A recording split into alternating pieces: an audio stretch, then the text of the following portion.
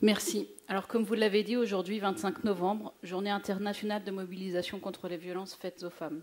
Je tenais à saluer la mobilisation qui s'est déroulée au même moment que notre conseil organisé par les associations. En effet, ce sont les associations qui sont pionnières en matière de lutte et d'égalité de droits.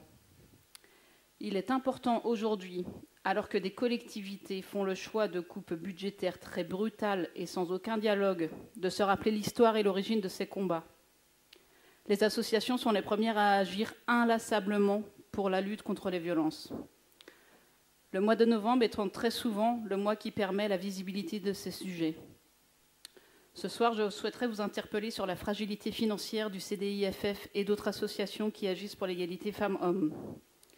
Contrairement à ce que vous avez pu nous dire en commission solidarité, Madame l'adjointe, le conseil d'administration a approuvé la mise en place du Ségur, qui concerne directement les salariés de cette association et qui entend revaloriser les salaires, comme pour tous les métiers du médico-social, à 183 € net par mois, amplement mérités pour ces salariés aux missions essentielles.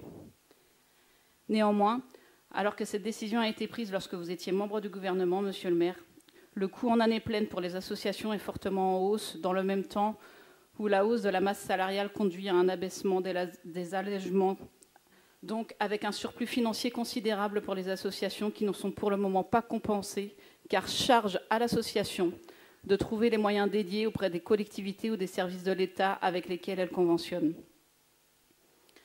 L'incertitude sur l'avenir, la charge de travail des salariés qui s'allonge face à des demandes et des besoins toujours plus singulières.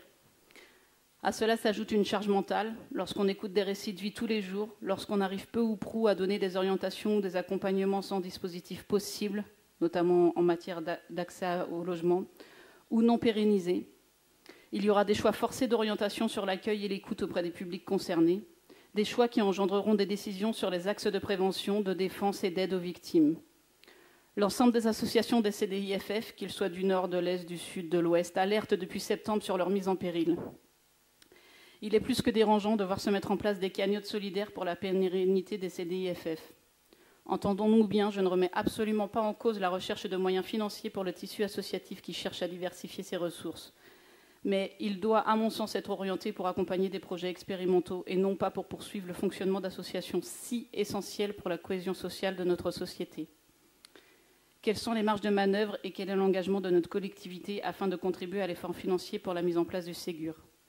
Alors que nous nous réengageons sur une convention pluriannuelle allant jusqu'en 2027, nous souhaitons vivement que le CDIFF 49 et l'ensemble des associations qui luttent contre l'égalité femmes-hommes puissent trouver un écho favorable avec la mise en place de moyens dédiés.